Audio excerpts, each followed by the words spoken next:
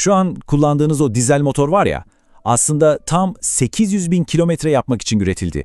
Yanlış duymadınız. 8, 100, 1000 kilometre. Ama gelin görün ki bu motorların neredeyse tamamı bu hedefin yanına bile yaklaşamadan yolda kalıyor. Peki neden? İşte bu anlatıda bu yüz binlerce liralık sır perdesini aralıyoruz. İşte o can alıcı soru bu. Mühendisler bu makinayı 800 bin kilometre gitsin diye tasarlıyor da nasıl oluyor da daha yolun 1/5'inde yani 160 binde pes ediyor? Bu işin sonunda cevabı o kadar net göreceksiniz ki ve en önemlisi kendi motorunuzu bu acı sondan nasıl kurtaracağınızı öğreneceksiniz. 160 bin kilometre. Bu rakam bir tesadüf değil. Bu binlerce dizel sahibinin cebini yakan, adeta bir salgın gibi yayılan acı bir gerçek. Ama size iyi bir haberim var. Bu kaderi kırmak sandığınızdan çok ama çok daha kolay. Sadece birkaç küçük sırrı bilmeniz yeterli. Her şey her sabah yaptığınız o en basit, en sıradan hareketle başlıyor. Kontağı çevirmek ve motoru durdurmak. Belki de hiç düşünmeden yaptığınız bu iki hareket motorunuzun ömrünü ya uzatıyor ya da acımasızca kısaltıyor. Hadi gelin şimdi o anlara bir dalalım bakalım. Şimdi kontağı çevirdiniz ve göstergede o sarı, yay gibi bir ışık yandı değil mi? İşte o ışık motorunuzun size "dur bir saniye, ısınıyorum, hazırım" deme şekli. Eğer sabredemez de o ışık sönmeden marşa basarsanız yanmamış yakıtı buz gibi silindirin içine püskürtmüş olursunuz. Bu yakıt zamanla silindir duvarlarını bir zımpara kağıdı gibi aşındırır. Sonuç sabahları zor çalışan bir araba ve egzozdan çıkan o pahalı beyaz duman. Sadece birkaç saniye beklemek motorunuza binlerce kilometrelik bir ömür hediye etmek demek. Bu kadar basit. Ama asıl büyük hata, asıl tehlike şimdi başlıyor. Uzun yoldan geldiniz, aracı zorladınız ve pat diye kontağı kapattınız. İşte bu, turbonuzu resmen içeriden canlı canlı pişirmek demek. Neden mi? Çünkü siz motoru durdurunca yağ pompası da durur. Ama o turbo hala cehennem gibi sıcaktır ve on binlerce devirle dönmeye devam eder. İçinde kalan o bir damla yağ da anında kömürleşir, turbonun yataklarına yapışır ve işte turbonuzun sonunu hazırlayan o sinsi katil karbon birikintileri böyle oluşur. Peki doğrusu ne? Sadece 1, belki 2 dakika rölantide bekleyin. Bırakın o hayat veren yağ ve soğutma sıvısı dolaşsın, turboyu bir sakinleştirsin. O 1-2 dakikalık sabırsızlığın bedeli ne kadar biliyor musunuz? Tam 150 bin lira. Evet, yanlış duymadınız. Sadece tek bir turbonun değişimi. Bu basit alışkanlığı edindiğiniz an, rölantide beklediğiniz her saniye aslında cebinize para olarak geri dönüyor. Şimdi bu rakamı duyduktan sonra bir daha arabanızı sıcak kapatır mısınız? Sanmam. Hadi şimdi bir sonraki bölüme geçelim ve motorun akciğerlerine bakalım. Yani dizelinizin nasıl nefes alıp verdiğine.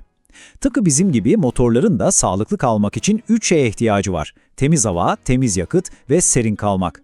Bu üçü tamamsa motorunuz hem güçlü olur hem de uzun ömürlü. İşte size motorunuzun nefes borusunu açık tutacak 3 altın kural. 1. Yakıt deposunu asla çeyrek deponun altına indirmeyin. Neden? Çünkü deponun dibindeki o bütün pisliği, tortuyu motora çekmek istemezsiniz. 2. Hava filtrenizi sık sık kontrol edin. Eğer tozlu yollarda geziyorsanız o kitapçıkta yazan 19.000 kilometreyi falan unutun, çok daha erken değiştirin. 3. Intercooler yani ara soğutucu. O turbonun en yakın kankasıdır. Onu temiz tutmak motora giden havayı serinletir, bu da daha fazla güç demektir. Bu 3 basit kural motorunuzun boğulmasını engeller, unutmayın. Bu bakımları aksattığınızda ne oluyor biliyor musunuz? Sadece gelecekte pahalı bir arıza riski değil, bugünden %20'ye varan bir güç kaybı yaşıyorsunuz. O hantal, çekişten düşmüş motorun sebebi genellikle bu tıkalı akciğerler oluyor. Hazır konu açılmışken sizin duyduğunuz en büyük, en komik motor efsanesi neydi? Hadi yorumlara yazın da hep beraber biraz gülelim, doğruları konuşalım. Geldik en tartışmalı konuya. Hani size hep derler ya, üreticinin kitabına uy, kılavuzu takip et.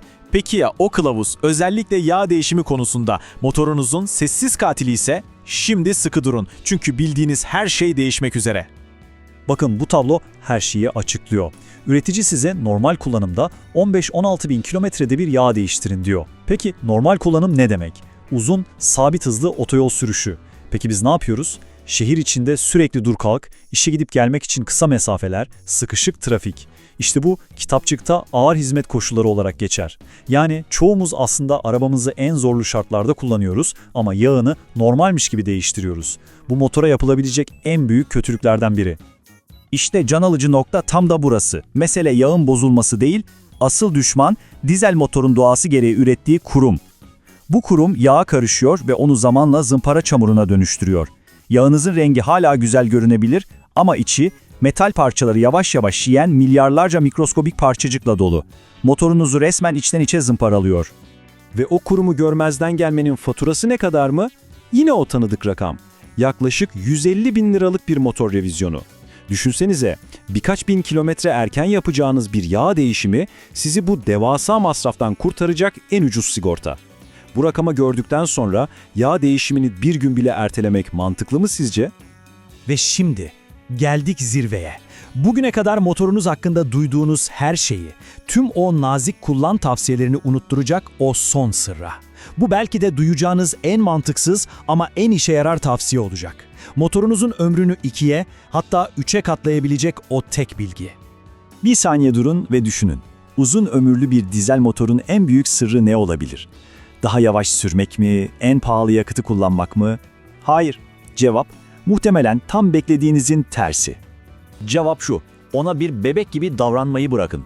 Çalışmış gibi sürün. Evet, yanlış duymadınız. Dizel motorunuzu korumanın en etkili yolu ona nazik davranmaktan vazgeçmektir. Çünkü o narin bir çiçek değil. O, yüksek devirde, yüksek sıcaklıkta çalışmak için tasarlanmış bir canavar. Bu çılgın tavsiyenin arkasında yatan basit bir bilim var. Biz buna İtalyan ayarı diyoruz. Olay şu, haftada bir kez otobana çıkın ve en az 20 dakika boyunca 110-120 gibi hızlarda biraz da yüksek devirde sürün. Bu yüksek sıcaklık ne yapıyor biliyor musunuz? Motorun içinde, EGR valfinde, enjektörlerde ve partikül filtresinde biriken bütün o kurum ve pisliği yakıp atıyor. Bu motorunuz için adeta bir detoks, bir spa seansı gibi. Kendi kendini temizlemesine izin veriyorsunuz. Yani kısacası olay tamamen değişti. Modern bir dizel motoru asıl tıkayan, boğan ve öldüren şey o nazik, düşük devirli şehir içi kullanımı. Onu korumak için aman dikkatli olayım demek, aslında ona en büyük zararı vermek. Motorunuzun sağlıklı kalması için ara sıra ona bağırmanız, yani devir çevirmeniz şart. Artık tüm sırları biliyorsunuz. Anahtar sizin elinizde. Bu basit ama inanılmaz etkili bilgilerle motorunuzun kaderini tamamen değiştirebilirsiniz. Soru şu, siz 160 binde sanayiye düşenlerden mi olacaksınız yoksa 800 bin kilometreyi devirip efsane olanlardan mı? Eğer bu anlattıklarım gelecekteki 100 bin liralık bir masraftan sizi kurtardıysa o beğen tuşuna basarak bunu bize gösterin. Kendi aracınızla ilgili yaşadığınız efsaneleri Gaz Fren Şanzıman kanalında yorumlara yazın, hepimiz okuyalım. Ve tabii ki bu gibi daha fazla sırrı öğrenmek için abone olmayı unutmayın. Unutmayın, doğru bilgi paradan daha değerlidir. Ve eğer bu içeriği gerçekten faydalı bulduysanız süper teşekkür gibi desteklerinizle daha fazlasını üretmemiz için bize güç verebilirsiniz.